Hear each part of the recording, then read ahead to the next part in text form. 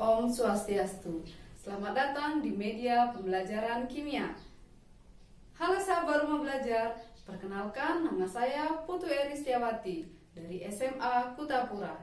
Pada kesempatan kali ini kita akan belajar tentang kimia. Apa sih ilmu kimia itu? Pertama kali kita mendengar kata kimia, mungkin akan muncul di pikiran kita tentang zat-zat yang berbahaya. Padahal kimia bukanlah suatu hal yang berbahaya dan perlu ditakutkan, karena sesungguhnya kehidupan kita sangat dekat dengan kimia. Misalnya, oksigen yang kita hirup termasuk zat kimia. Air yang kita minum juga merupakan zat kimia.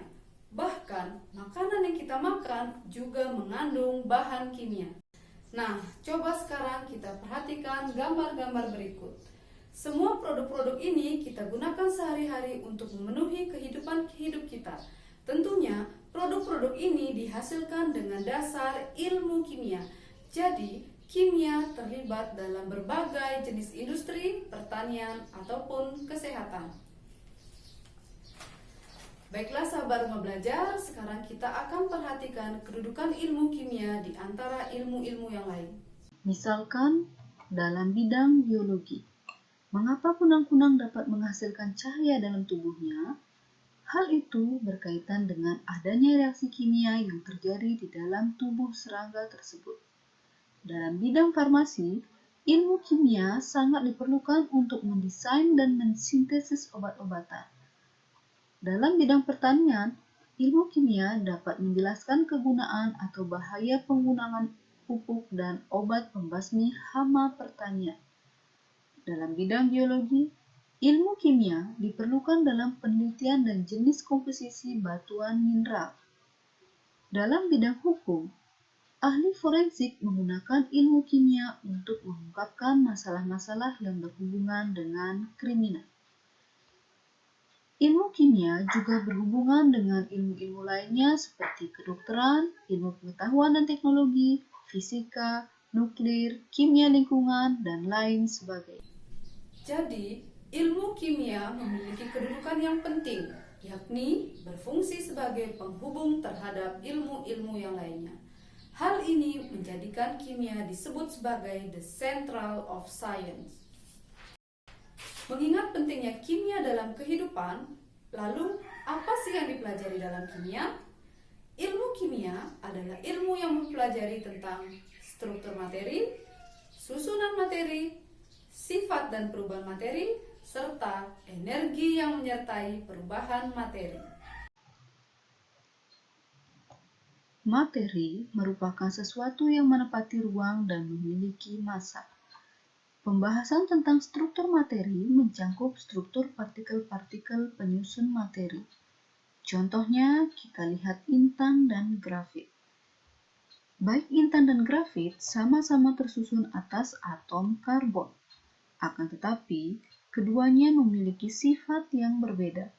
Hal ini disebabkan oleh perbedaan struktur pada kedua materi tersebut. Atom karbon dalam intan berikatan dengan 4 atom karbon lainnya membentuk struktur tetrahedra. Ikatan ini bersifat sangat kuat dan tidak mudah putus. Hal inilah yang menjadikan intan menjadi materi yang paling keras.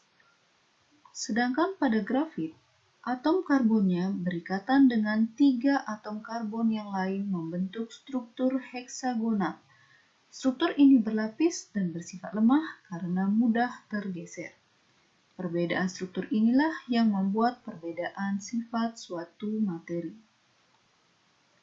Kemudian susunan materi mencangkup komponen-komponen pembentuk materi dan perbandingan tiap komponen tersebut. Misalkan pada air yang memiliki rumus kimia H2O.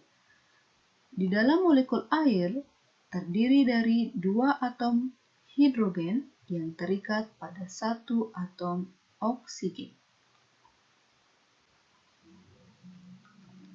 Hal penting lainnya dalam kimia adalah perubahan materi. Perubahan materi dibedakan menjadi perubahan fisika dan perubahan kimia. Perubahan fisika merupakan perubahan materi yang tidak menghasilkan zat baru dan bersifat sementara. Contohnya, perubahan air menjadi es. Air dan es sama-sama memiliki rumus kimia H2O, hanya berbeda wujudnya, yaitu cair dan padat.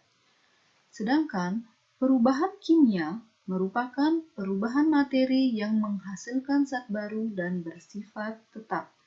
Misalkan pada pembakaran kayu, terjadi perubahan sebagian energi kimia pada kayu menjadi energi cahaya dan energi panas.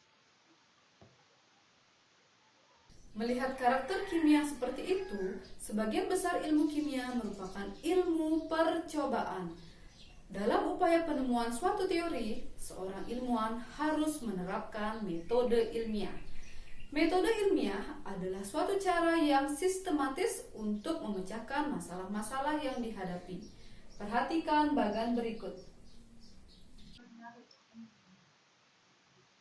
Langkah pertama adalah merumuskan masalah yang diteliti. Masalah ini merupakan masalah yang dapat kita temukan sehari-hari. Misalkan di sini kita coba rumuskan masalah bagaimanakah pengaruh suhu terhadap kelarutan gula dalam air. Langkah selanjutnya adalah menyusun kerangka berpikir, mengumpulkan keterangan berdasarkan penemuan yang telah teruji kebenarannya, misalkan dengan cara membaca referensi, observasi, ataupun wawancara. Langkah yang ketiga adalah menyusun hipotesis. Hipotesis berfungsi sebagai jawaban sementara terhadap permasalahan. Dalam masalah tadi bisa dibuatkan hipotesisnya, yaitu gula lebih mudah larut dalam air panas. Selanjutnya, melakukan percobaan. Dalam melakukan eksperimen, peneliti harus menentukan variabel-variabel penelitian. Ada 3 jenis variabel, yaitu variabel bebas, variabel kontrol, dan variabel terikat. Dalam percobaan tadi, bisa kita buatkan kerangkanya bahwa yang pertama, untuk melihat pengaruh suhu terhadap kelarutan gula, dipakai air yang bersuhu dingin, yang kedua air yang bersuhu sedang, dan yang ketiga air yang bersuhu panas, dengan jumlah gula dan air sama dalam tiap gelas. Jadi, dapat dikatakan dalam percobaan ini, variabel bebasnya adalah suhu air, yakni variabel yang dapat mempengaruhi variabel lain.